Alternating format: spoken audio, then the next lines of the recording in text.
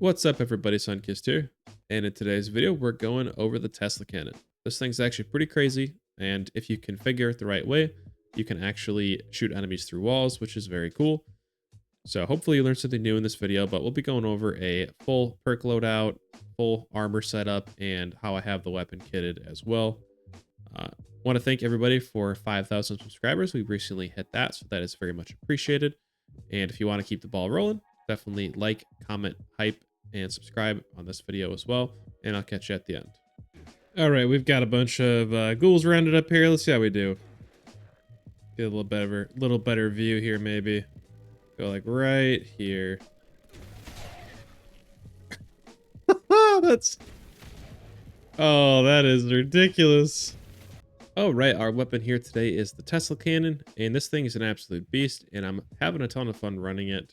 I wouldn't really say this is like a boss killer necessarily, but it is a very good utility weapon, and it is pretty good at crippling stuff, so definitely helpful for crippling the Scorched Beast Queen's wings when you're at Scorched Earth.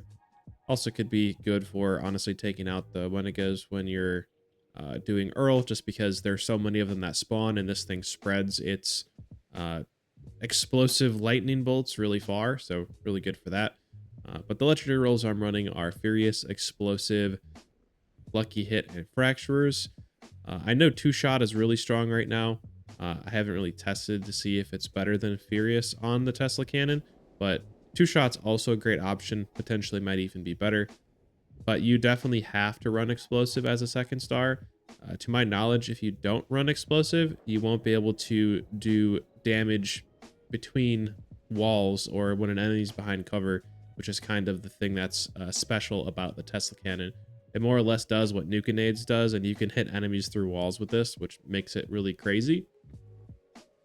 They reworked how limb damage works on everything now, so energy guns and other things do decent limb damage now, so you cripple stuff pretty decent with this, so having fractures honestly just makes for a bunch of explosions. It'll chain to a bunch of enemies, and sometimes you just have like multiple enemies getting explosions from fractures, which is awesome. But personally, the modifications I have here is Wave Oscillator Triple Resonant, Edison Series 2, the huge opacity, just have the standard sights on there, stock assembly, and the Sigma Squad paint, which I believe... Actually, I have no idea. If you can let me know in the comments how to get that paint, let everybody know. I do not actually remember. So the Tesla cannon was previously a season reward, but now it is purchased for Gold Bullion, and you're going to purchase that from Mortimer at the crater. So once you get into the crater core, you're just going to walk over up here, turn to the left. Mortimer will be right here, and he should have all of the Tesla cannon plans here. So that is where you're going to get it, and you need to make sure that you are an ally with the raiders to get that. So if you really want to get the Tesla cannon as quickly as possible, I would say try and side with the raiders as you're going through the Wastelander quest line. If you're not rushing into it, just work on doing Moonshine Jamboree in your dailies so you can eventually get ally reputation with the raiders.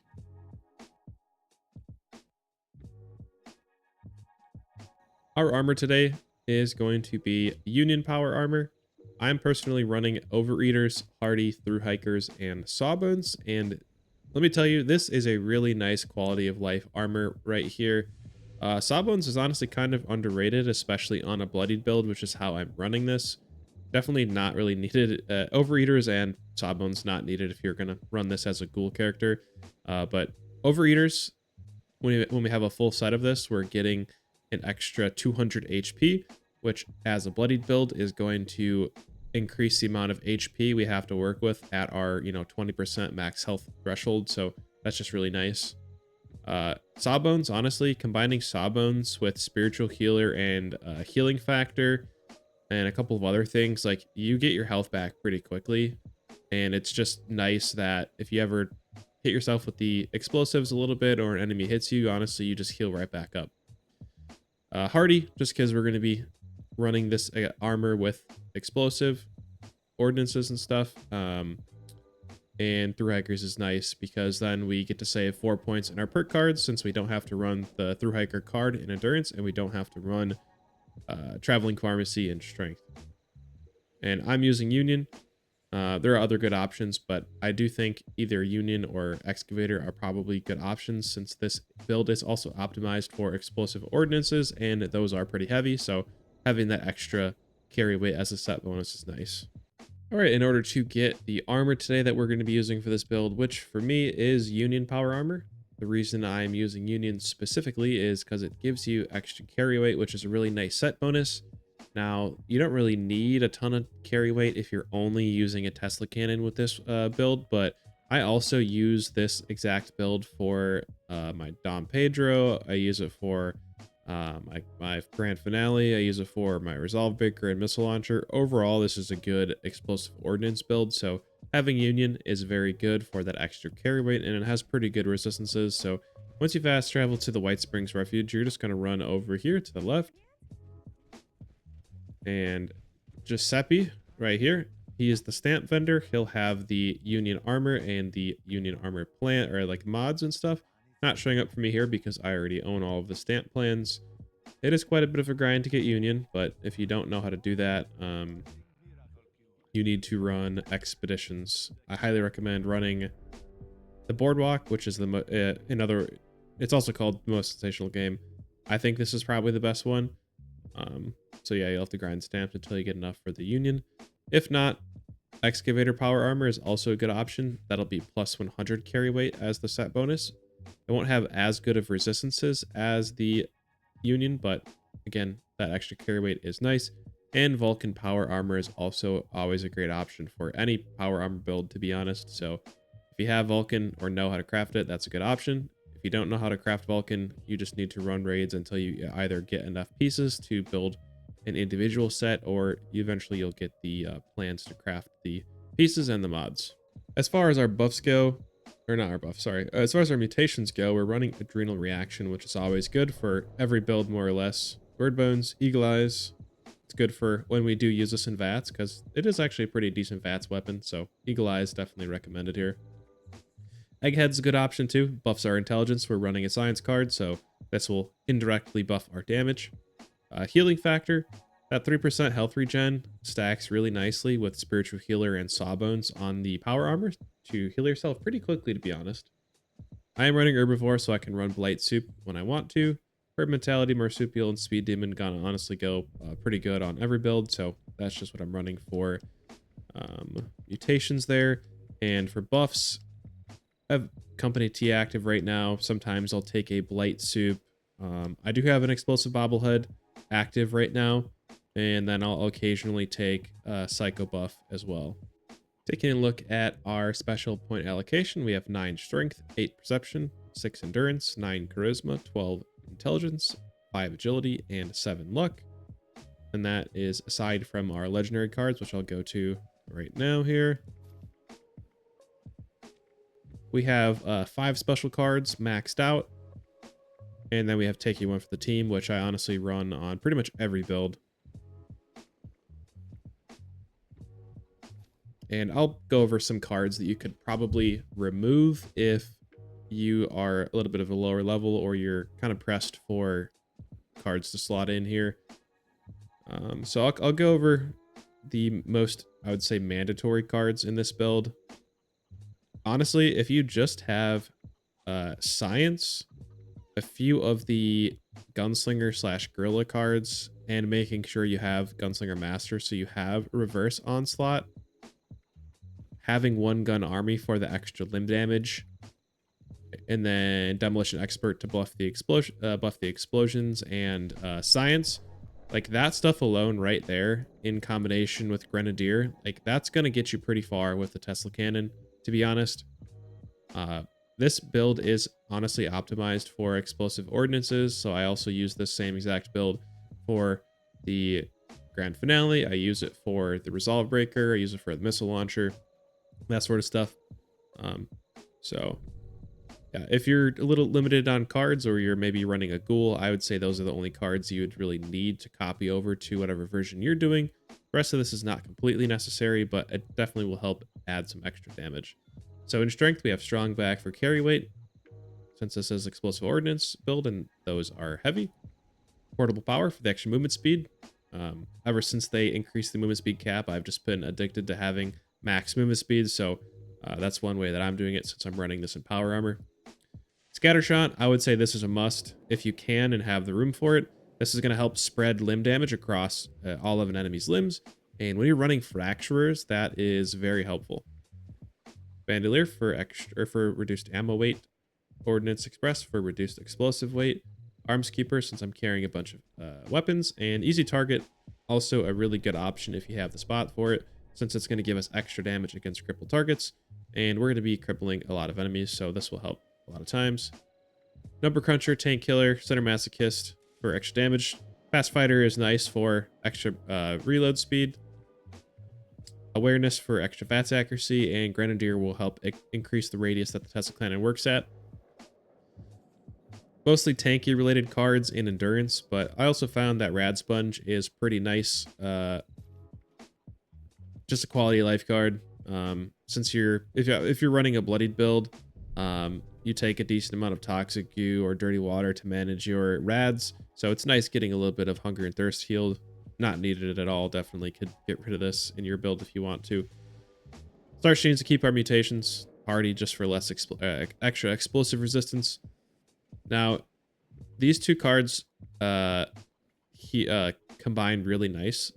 Spiritual Healer and Magnetic Personality are a good combo since Spiritual Healer is based on your charisma and Magnetic Personality will give you 2 extra charisma per teammate. So if you're on a team that's an extra 6 charisma, so that's a good combination there. Squad Maneuvers for movement speed. Travel Agent, just because I do get over encumbered a decent amount with this build, so it's nice to be able to just fast travel at will. Over in Intelligence, we have Power User, Demolition Expert, batteries included, good with Salt and Science. Again, over in Agility, we're just mostly running the Onslaught / Gunslinger cards and making sure we run it with Gunslinger Master so we get reverse Onslaught. We have better criticals and critical savvy for when we do use this in VATS. Class Freak is always a kind of a go-to card for me for most of my builds to reduce the negative sides of our mutations. And One Gun Army to give us extra limb damage with the Tesla Cannon. All right, we've got a bunch of ghouls rounded up here. Let's see how we do. Get a little better view here, maybe. Go like right here.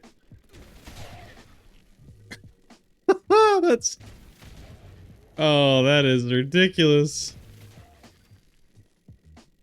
Oh, that's too much fun. All right, we're over at the Grindstone Arch. We're gonna build up a couple stacks of adrenaline here. Go ahead and use see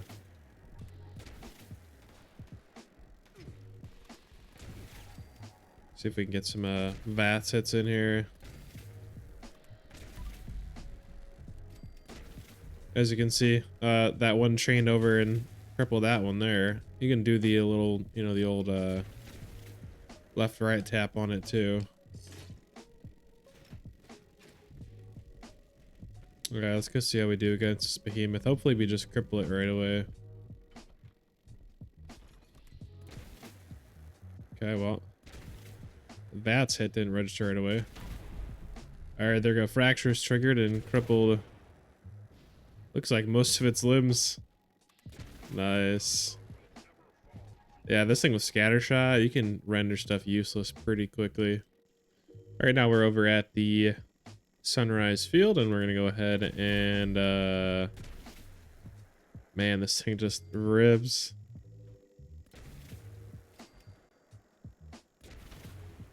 There we go. Seems like sometimes Fractures triggers a little bit more outside of VATS, like right there. It just, I think, just broke a decent amount of limbs on that guy right there. So let's see. Okay, let's see if we can cripple the Mirelurk Queen fast here. I'm gonna do a little LTRT spam.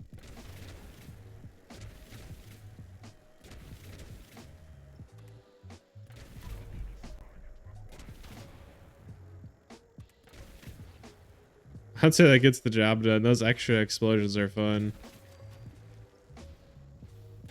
I mean, this thing just like, you can just shoot it anywhere, and it's like a nuke and nade, almost better in some ways. You just aim in the general direction of something and it doesn't matter if they're in cover or not. It's just going to demolish it.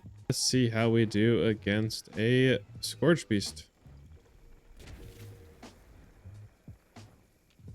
So I can target the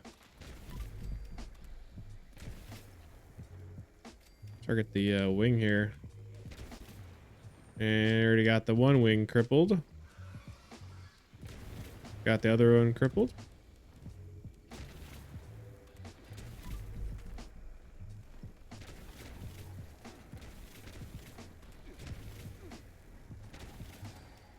Certainly gets the job done.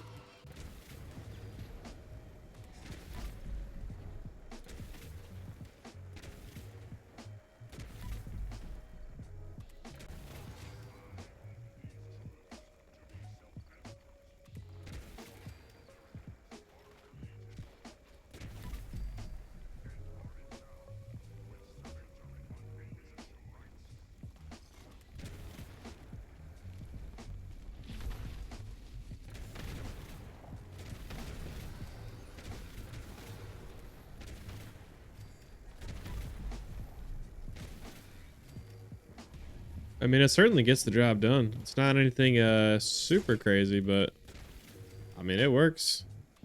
Thank you so much for watching and making it to this point of the video. I really appreciate it. If you enjoyed, don't forget to like, comment, and subscribe. If you'd like to check out one of my previous videos, that'll be on screen now, so click that and check it out if you'd like. And I'll catch you in the next video.